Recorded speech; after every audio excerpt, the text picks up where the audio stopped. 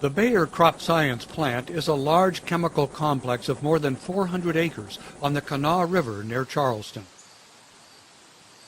It is located in a populated area next to West Virginia State University. Bayer operated 4 manufacturing units using highly toxic chemicals, including methyl isocyanate, or MIC, to produce carbamate pesticides and other products.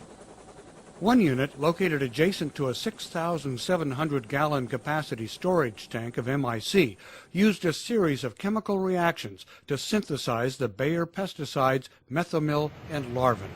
During the summer of 2008, the methomyl larvin unit was shut down for several months of scheduled maintenance, a major control system upgrade, and replacement of a 25-year-old pressure vessel called the residue treater. Inside this vessel, residual methomyl was decomposed at a high temperature so the waste solvent could be used as fuel elsewhere in the plant. This process released heat and needed to be carefully controlled to prevent a runaway reaction. Bayer was eager to get the unit back online to meet increased demand for larvin, with workers putting in extended hours to get the job done. A decision was made to restart the unit, but this was premature. Workers faced numerous equipment problems, and the new computer control system had not been fully calibrated and was not ready for use. This made the startup particularly risky. 5 days into the startup of the unit, the residue treater was brought online. For safety reasons, the vessel needed to be pre-filled with clean solvent and heated to prevent a dangerous accumulation of reactive methomyl during startup. A safety interlock would prevent methomyl residue from being fed to the vessel if the temperature was too low. But some operators believed the heater could not reach the required temperature to open the valve. Contrary to operating procedure and with manager's knowledge, operators used a password to bypass the safety interlock.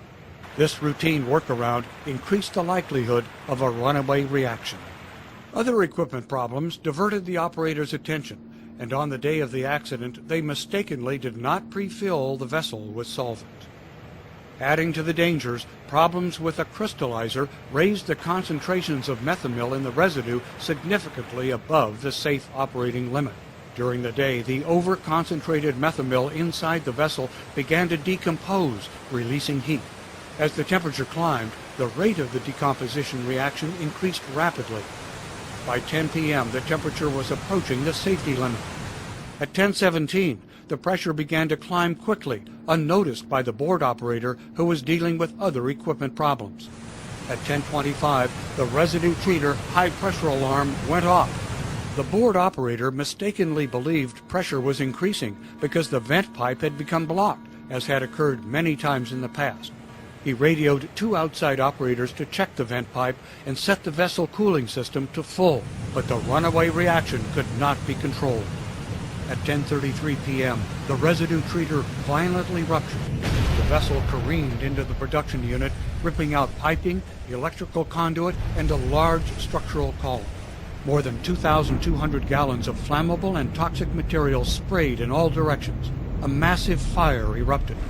Other debris struck the protective steel mesh surrounding the storage tank, which contained 13,700 pounds of methyl isocyanate.